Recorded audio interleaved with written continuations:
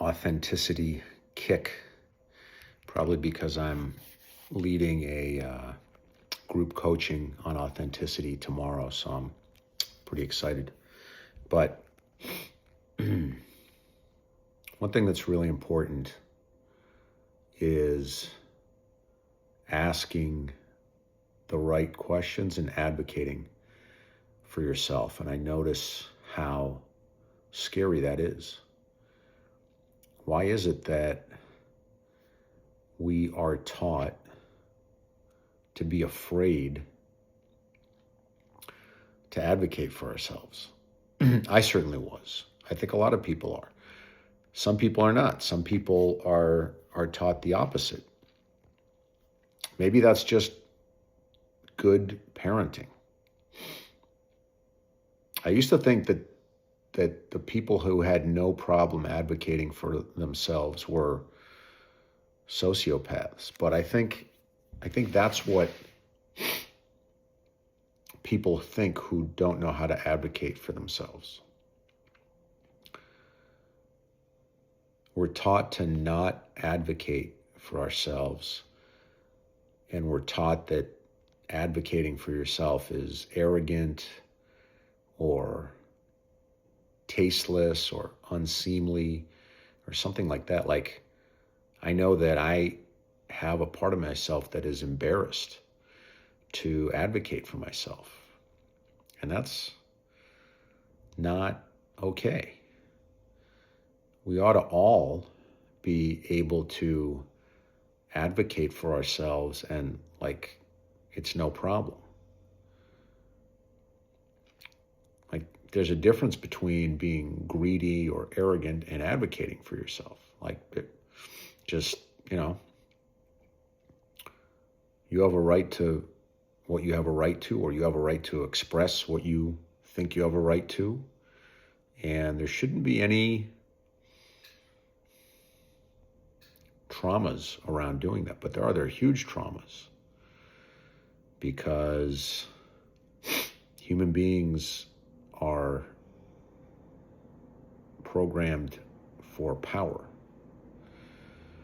Subconsciously, we don't even know it. There's a book called The Selfish Gene by Richard Dawkins. He's a Nobel Prize winner. He's a physicist. He also doesn't believe in God. You can listen to his podcasts. But the book is really interesting. I read it in 10th grade biology. And basically, we're made up of genes. And those genes, their entire raison d'etre is survival, propagation of your gene pool. That's what every iota of your being is geared towards. So just genetically, human beings are programmed to seek to have power over each other. And so when you were little, your parents or somebody wanted to have power over you because they wanted to be able to control you, because it made their lives easier. It's not because they were bad people. They were just trying to figure out how to live and get by and survive and raise you. And they, probably weren't the most conscious people, because, at least for me, this was 50 years ago, consciousness was not what it is today. But, somehow I learned the lesson that advocating for myself is bad, because I did it and got smacked down or whatever, yelled at. I got told in no uncertain terms that I was not to do that. It happened at home. It happened in the schoolyard. It happened, all over the place. And then you get that into your blood, and that's how you live your life. And then when you decide to turn that around, it's scary, because there's a huge part of your brain saying, this is bad. It's not bad. Like, Every human being should feel free to express what they want. Now, every human being should also understand that they might not get what they want. But it's healthy to express what you want. And it's really healthy to express what you want and like without being attached to whether or not you get it, or like understanding that you might not get it.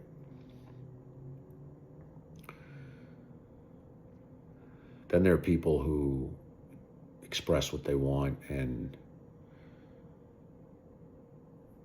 get it by force if they have to, which is going too far in the other direction.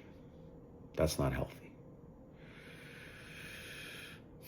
But there's this huge fear and stigma with saying what I want. There should be no stigma around that. It should just come naturally.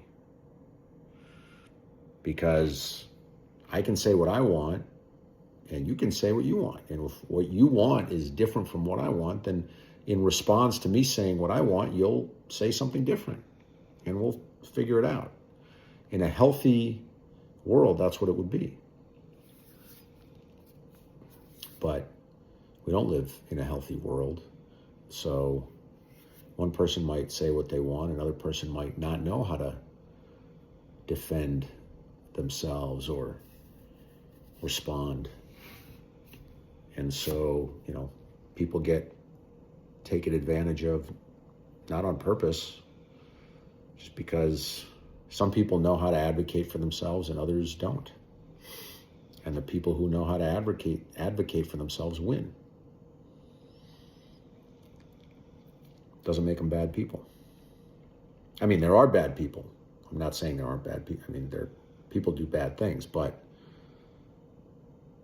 there are definitely instances when people are just being themselves, advocating for themselves as they should, and getting their way, and they're not aware that somebody else is being hurt, probably because those people don't know how to communicate that,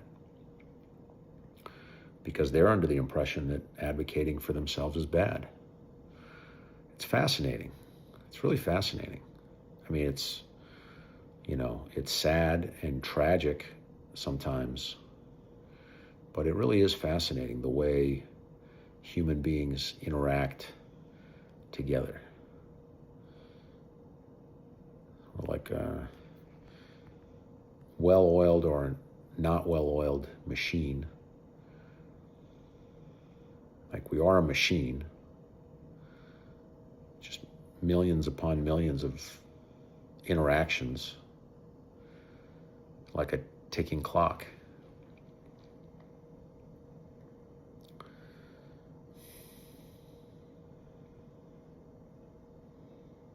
It's amazing how much your world changes as you learn to advocate for yourself. And not just your world, you're changing the whole world. I mean, the balance of energy in the world is changing as you change your energy. That's incredible.